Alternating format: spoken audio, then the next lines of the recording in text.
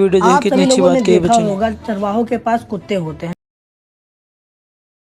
जो दावा करते हैं कि वो गायों की रक्षा करेंगे, लेकिन रक्षा तो दूर की बात है, कई बार वही कुत्ते भौंक भौंक कर गायों को डराया करते हैं।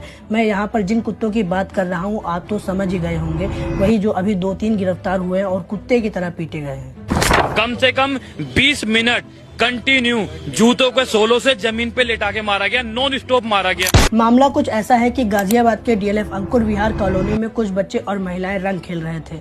वहीं कुछ रंग भरे गुब्बारों को लेकर बच्चों में बहस हो जाती है और फ्लैट में रहने वाले हरेंद्र उर्फ हरी की पत्नी अपने तरफ के बच्चों का पक्ष लेने लगती है, जिससे विवाद और भी ज्यादा बढ़ जाता है और हरी भी अपनी पिस्टल बाहर निकाल लाता है और लहराने लगता है और अक्कू पंडित और दक्ष चौधरी को भी बुला लेता है।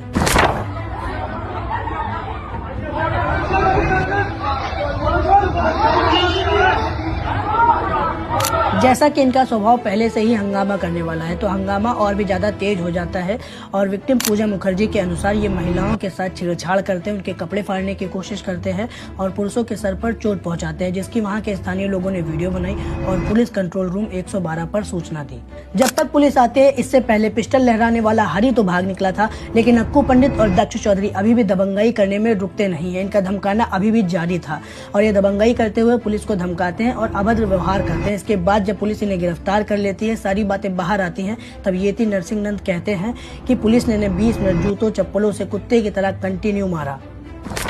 इसलिए जब पुलिस ने इन्हें कुत्ते की तरह पीटा, जिसकी एसएचओ वीरेंद्र सिंह ने पुष्टि करी कि अक्कू पंडित और दक्ष चौधरी नामजद आरोपी हैं। इसके बाद पिंकी चौधरी सहित कई अन्य लोगों ने बेमतलब थाने का घेराव किया। जैसा कि कुछ होने वाला नहीं होता है तो कुछ नहीं होता है और इसके अगले दिन वही होता है जिससे इनकी हिम्मत और भी ज्यादा बढ़ जाती है। 24 घंटे बाद पुलिस आईपीसी की धारा 354 महिलाओं के साथ छेड़छाड़ करने के आरोप के साथ अन्य धाराएं लगाकर इन पर केस दर्ज करती है और इन्हें रिहा कर देती है। 2 साल में आने वाले 2 दिन में बाहर आ गए। कुछ लोगों को गलतफहमी हो गई ना कि भाई 2 साल, 6 साल, 10 साल। मुझे तो कुछ चीजें बिल्कुल भी समझ नहीं आती। इनके जैसे तमाम नफरत फैलाने वाले कीड़े तमाम केसेस में लिप्त रहते हैं, जो कि धर्म का सहारा लेकर समय समय पर विवाद करके हाईलाइट होते रहते हैं। इस केस में भी, जबकि ये केस एक आपसी विवाद था, इसका धर्म से कुछ भी लेना देना नहीं था, फिर भी ये कह रहे हैं कि इस केस के जिम्मेदार पुलिसकर्मी शुभम गुप्ता, मनोज कुमार और सोनू को सस्पेंड नहीं किया गया, तो ये लोग जय श्री राम नहीं बोलेंगे। अगर ये तीनों सस्पेंड नहीं हुए तो भगवान कसम खा कर कभी जिंदगी में जय श्री राम का नारा लगाऊंगा। इस बात को इन्होंने जैसे हिंदुओं को पुलिस कर्मियों के खिलाफ ट्रिगर्ड करने के लिए ये वक्तव्य बोला हो। मैं भी कहता हूँ, देखो हिंदुओं, कैसे आत्म की स्वयं तृप्ति के लिए दक्ष चौधरी भगवान को बीच में डाल रहा है।